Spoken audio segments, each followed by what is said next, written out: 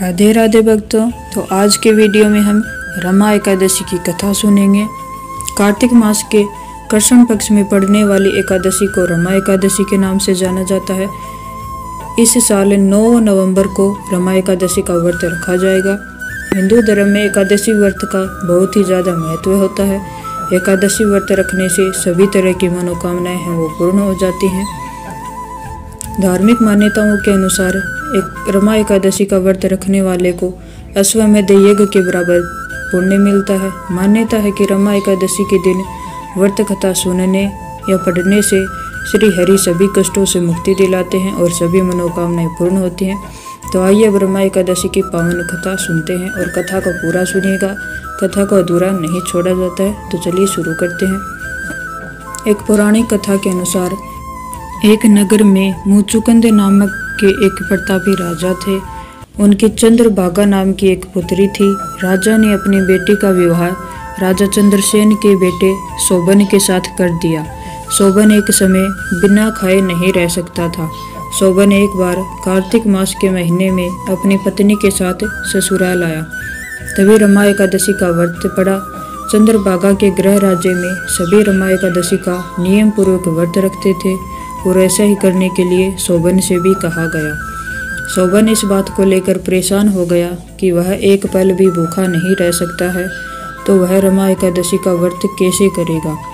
वह इसी परेशानी के साथ पत्नी के पास गया और उपाय बताने के लिए कहा। चंद्रभागा ने कहा कि अगर ऐसा है तो आपको राज्य के बाहर जाना पड़ेगा, क्योंकि राज्य में ऐसा कोई व्यक्ति नहीं है जो इस व्रत का नियम व पालन नहीं करता है।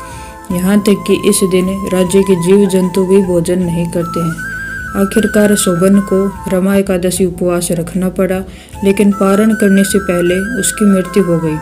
चंद्रभागा ने पति के साथ खुद को सती नहीं किया और पिता के यहाँ रहने लगी। उधर एकादशी व्रत के पुण्य से शोभन को अगले जन्म में मंदराचल पर्वत पर आलीशान राज्य प्राप्त हुआ। एक बार मुचुकुंदपुर के ब्राह्मण तीर्थ यात्रा करते हुए शोभन के दिव्य नगर में पहुंचे। उन्होंने सिंहासन पर विराजमान शोभन को देखते ही पहचान लिया। ब्राह्मणों को देखकर शोभन सिंहासन से उठे और पूछा कि यह सब कैसे हुआ। तीर्थ यात्रा से लौटकर ब्राह्मणों ने चंद्रभागा को यह बात बताई। चंद्रभागा बहुत खुश हुई और पति के पास जाने के लिए व्याकुल हो उठी। वह वाम ऋषि के आश्रम पहुंची। चंद्रभागा मंदराचल पर्वत पर पति शोभन के पास पहुंची। अपने एकादशी व्रतों के पुण्य का फल शोभन को देते हुए उसके सिंहासन व राज्य को चिरकाल के लिए स्थिर कर दिया। तभी से मान्यता है कि जो व्यक्ति इस व्रत को रखता है वह ब्रह्म हत्या जैसे पाप से मुक्त हो जाता है और उसकी सभी मनोकामनाएं पूर्ण होती हैं। तो आप भी रमा एकादशी का व्रत अवश्य रखिएगा और ये कथा भी सुनिएगा। आपको हमारी कथा कैसी लगी? अगर अच्छी लगी हो तो वीडियो को लाइक कीजिएगा और चैनल को सब्सक्राइब कीजिएगा। राधे राधे।